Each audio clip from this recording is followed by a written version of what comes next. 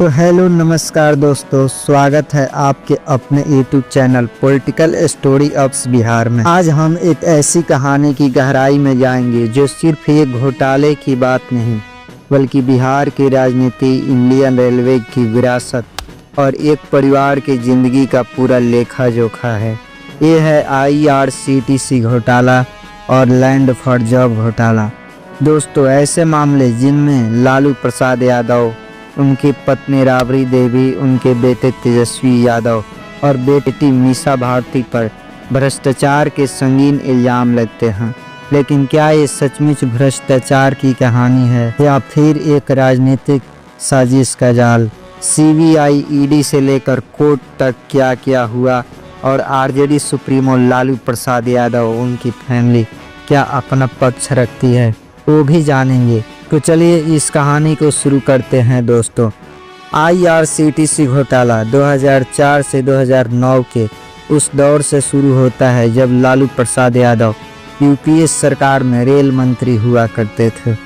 CBI का इल्जाम है कि लालू प्रसाद यादव ने रांची और पुरी के दो पुराने BAR मतलब बंगाल नागपुर रेलवे होटल का ठेका जो होता है सुजाता होटल नाम की कंपनी को दिलवाते हैं। अपने पावर का यूज करके ये कंपनी विजय कोचर और विनय कोचर की थी। इल्जाम यह भी है कि इसके बदले लालू प्रसाद यादव के परिवार को पटना में न्यू फ्रेंड्स कॉलोनी में 3 एकड़ की कीमती ज़मीन बहुत ही सस्ते दाम पर दे दी जाती है। इस डील में डिलाइट मार्केटिंग कंपनी का नाम भी आता है जो बाद में लारा प्रोजेक्ट के नाम से राबड़ी देवी और तेजस्वी यादव के पास पहुंचती है।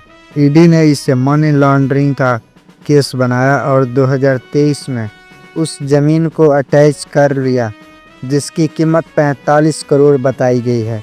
लेकिन लालू प्रसाद यादव का पक्ष क्या है, चलिए इसे स्टेप बाय स्टेप समझने की कोशिश करते हैं। पहला तर्क है टेंडर प्रोसेस की ट्रांसपेरेंसी। लालू प्रसाद यादव की वकीलों ने दिल्ली के राउंड कोर्ट में दावा किया कि टेंडर पूरी तरह से रूल्स के मुताबिक था। 16 सितंबर 2006 को रेलवे ने इन होटल्स के लिए खुली बोली मंगवाई। इसमें 15 से ज़्यादा कंपनियां हिस्सा लेती है। इसके बाद 19 फरवरी 2007 को सुजाता होटल्स को ठेका मिल जाता है। इसमें लालू प्रसाद के वकील सीनियर एडवोकेट मनिंदर सिंह पूछते हैं कि अगर धांधली हुई थी तो CBI बाकी 14 और बोली दाताओं के दस्तावेज यानी डॉक्यूमेंट्स क्यों नहीं दिखा रही है। CBI के चार्जशीट में सिर्फ सुजाता होटल का जिक्र है, बाकी का कोई रिकॉर्ड नहीं है। क्या ये CBI की जांच में खामी नहीं दिखाता?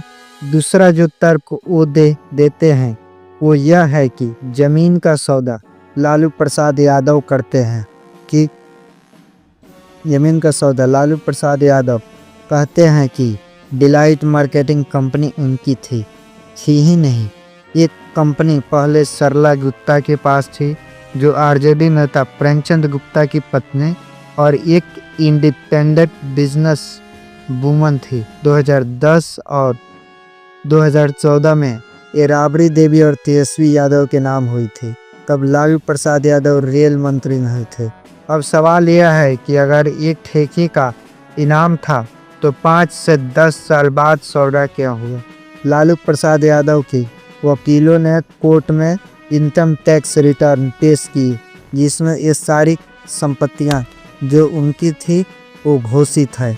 2008 में उस जमीन की कीमत 65 लाख थी जो उस वक्त के मार्केट वैल्यू के हिसाब से सही थी।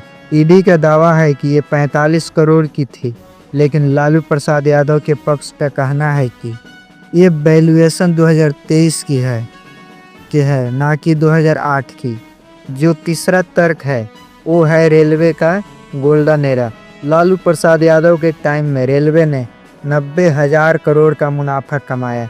इन्होंने गरीब रथ शुरू किया, 1 लाख से ज़्यादा नौकरियां दी और जो मजदूर गरीब रेलवे में रेल की पटरियों पर पत्थर बिछाते, जो गरीब कुल्ली का काम करते थे, लालू प्रसाद यादव ने उनको रेलवे में परमानेंट नौकरी देगी, क्योंकि वो जानते थे कि ये मजदूरी का काम करने वाले सारे गरीब हैं। अगर इनको परमानेंट नहीं किया गया तो ये कभी ऊपर नहीं आ पाएंगे और इनके बाल बच्चे भी मजदूरी ही करेंगे। दोस्तों, हार्वर्ड बिजनेस स्कूल और IIM अहमदाबाद ने उनके मॉडल्स की तारीफ की। उनके समर्थक पूछते हैं कि क्या कोई भ्रष्ट मंत्री इतना कुछ कर सकता है?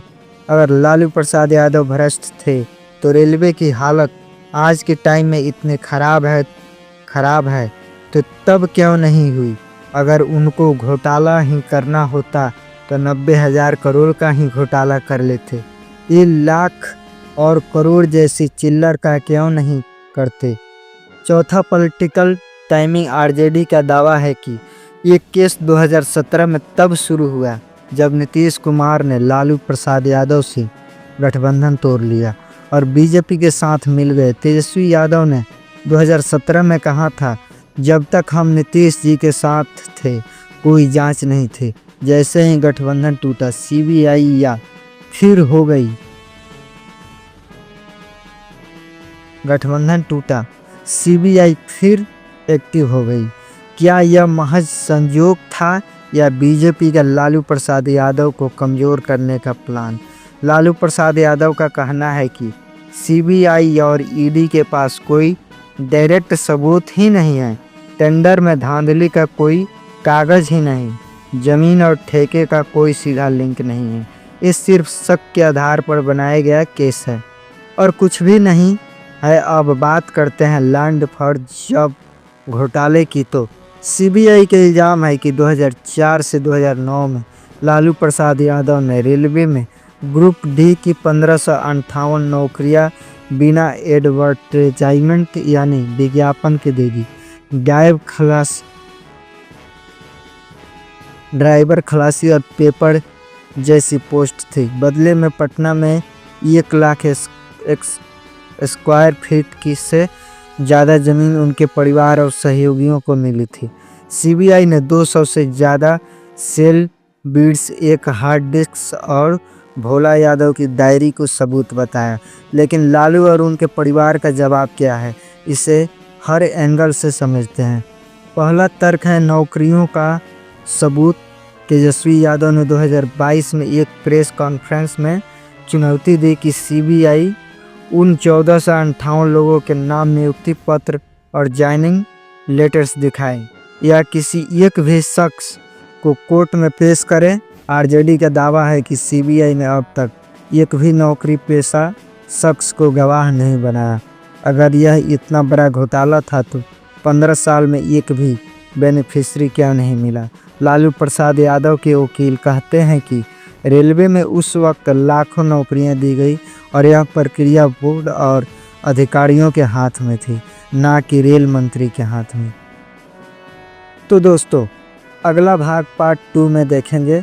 तो प्लीज़ मेरे चैनल को सब्सक्राइब कीजिए और फेसबुक पर देख रहे हैं तो पेज को लाइक कीजिए। धन्यवाद।